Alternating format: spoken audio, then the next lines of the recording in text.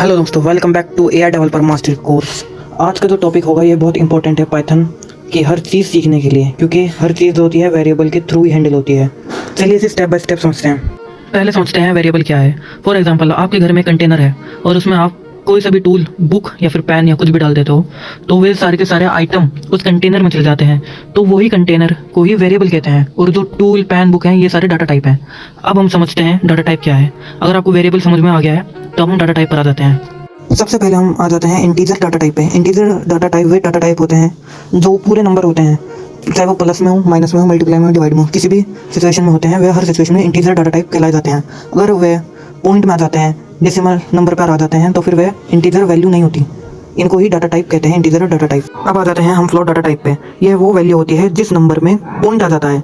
जिस तरह मैंने फॉर एग्जांपल आपको शो करे हैं स्पीक में, वैसे ही उसी वैल्यू को हम फ्लोट डाटा टाइप कहते हैं। अगर इनमें फ्लोट नहीं आता, मतलब कि पॉइंट नहीं आता, तो वे फ्लोट वैल्यू नहीं होती, वे इंटीजर वैल्यू पे आ जाती है।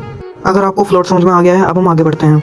अब आ जाते हैं हमें स्ट्रिंग पर। स्ट्रिंग एक सीक्वेंस ऑफ करैक्टर होता है, मतलब टेक्स्ट जैसे नेम, सेंटेंस या मैसेज या कोई वर्ड है, उसको लिखने के लिए हमें स्ट्रिंग की जरूरत होती है। इसको हम डबल या फिर ट्रिपल या फिर सिंगल में भी लिखते हैं। अब हम लास्ट डाटा टाइप पर आते हैं, जिसको हम बूलियन डाटा टाइप कहते हैं। इसकी दो वैल्यू होती है, एक ट्रू होती है, एक दूसरी फॉल्स होती है।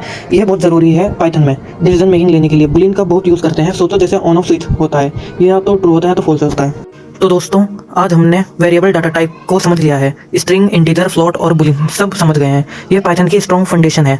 आपके लिए जो प्रैक्टिस टास्क है वो ये है कि आप वैल्यू बनाओ और टाइप ब्रैकेट में करके से चेक करो और कमेंट में वो कोड शेयर करो। अब थोड़ा प्रैक्टिस कर लो, अगले लेसन में ऑपरेटर कवर करेंगे। वीडियो अच्छी लगी है तो लाइक और सब्सक्राइब कर दो। मिलते हैं अगले वीडियो में। Happy coding.